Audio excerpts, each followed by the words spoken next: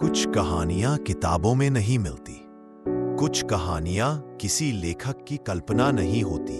वो जमीन पर लिखी जाती है, धूल में, गंदगी में, भूख में और सपनों में। ये कहानी है एक ऐसे लड़के की जिसे लोग कचरा बीनने वाला कहते थे, लेकिन जिसने अपने इरादों से वो कर दिखाया जो अच्छे अच्छे MBA ग्रेजुएट भी सोच नहीं पाते। नाम था मुन्ना। पटना की एक तंग बस्ती में सुबह 5 बजे जब शहर की नींद गहरी होती थी, मुन्ना एक बड़ा सा बोरा लिए निकल पड़ता था। उसकी आंखों में नींद नहीं, जिम्मेदारी थी। मां को टीबी थी, पिता अब इस दुनिया में नहीं थे और छोटा भाई बिट्टू बस 5 साल का था। भूखा भी रहता फिर भी मुस्कुराता था।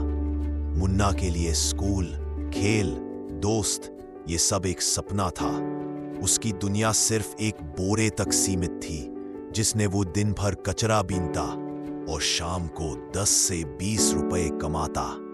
लेकिन उस दिन कुछ अलग हुआ जब रेलवे ट्रैक के पास उसे मिला एक टूटा हुआ मोबाइल। लोगों के लिए वो बेकार था, लेकिन मुन्ना के लिए वो एक चमत्कार था। मुन्ना ने उस मोबाइल को उठाया, घर ले गया, उसे खोलकर देखा। स्क्रू निकालने के लिए पास में सही टूल नहीं था, तो उसने एक पुराना टूटा चाकू इस्तेमाल किया। उस मोबाइल को ठीक करने में उसे 3 हफ्ते लगे। रातों को वो एक लोकल साइबर कैफे में YouTube पर वीडियो देखता।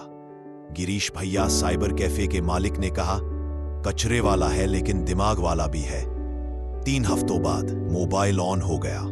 मुन्ना ने वो मोबाइल एक चाय वाले को 500 रुपए में बेच दिया।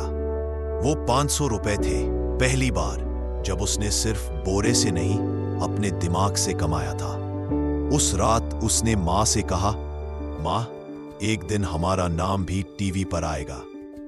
अब मुन्ना को मोबाइल और इलेक्ट्रॉनिक वेस्ट में कुछ अलग दिखाई देने लगा था। कबाड़ वाले दुकानदार से दोस्ती हो गई थी। जो पार्ट्स वो फेंकते, मुन्ना उन्हें उठाता और जोड़ता। उसी दौरान उसकी मुलाकात हुई एक NGO वर्कर शालिनी दीदी से। उन्होंने मुन्ना की लगन देखी और उसे एक लोकल टेक्निकल वर्कशॉप में दाखिला दिलवाया। पहली बार मुन्ना ने मशीनें छुई, स्क्रू ड्राइवर सही तरीके से पकड़ना सीखा, सोल्डरिंग करना सीखा। और वहां मिले राकेश सर। उन्होंने एक बार कहा, सपने छोटे हों या बड़े, मशीन की तरह होते हैं, बस सही वायरिंग चाहिए। मुन्ना ने वो वायरिंग करना सीख लिया था, जिंदगी में भी। 18 की उम्र में मुन्ना ने अपने मोहल्ले में एक छोटा गैराज किराए पर लिया। नाम रखा जंक रिपेयर हब। पुराने दोस्त जो पहले बोरा उठाते थे, अब उसके साथ टेबल पर मोबाइल खोलते थे।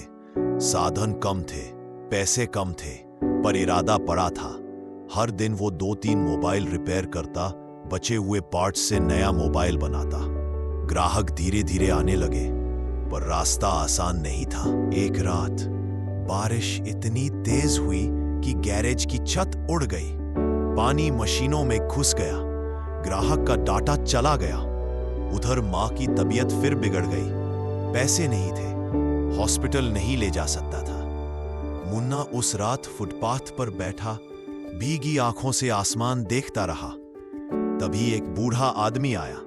उसने 100 रुपए उसके हाथ में रखे और बस इतना कहा, तू हारने के लिए नहीं बना बेटा, चल खड़ा हो जा। उस 100 रुपए से मुन्ना ने अपनी जिंदगी दोबारा शुरू की। अब मुन्ना का सपना और बड़ा हो चुका था। उसने एक रजिस्टर्ड कंपनी बनाई, रिसाइकल इंडिया प्राइवेट लिमिटेड।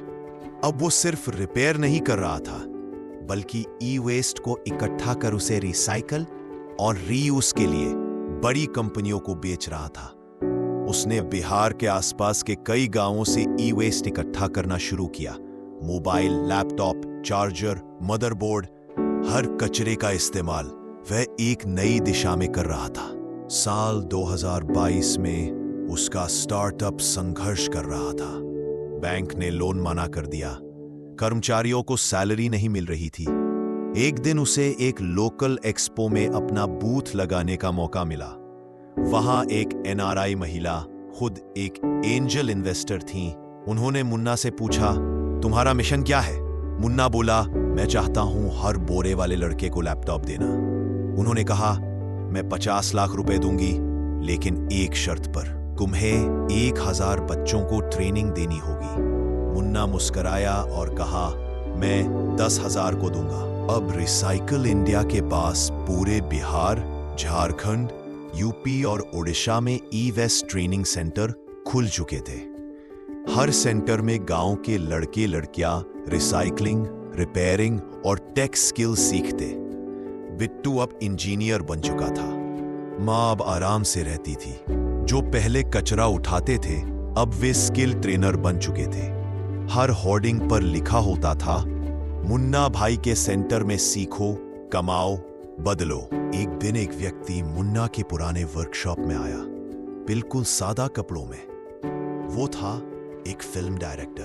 उसने कहा, तेरी कहानी रील में नहीं, रियल में चाहिए। मुझे तू ही चाहिए अपने रोल में। मुन्ना पहले हंस पड़ा, फिर मान गया।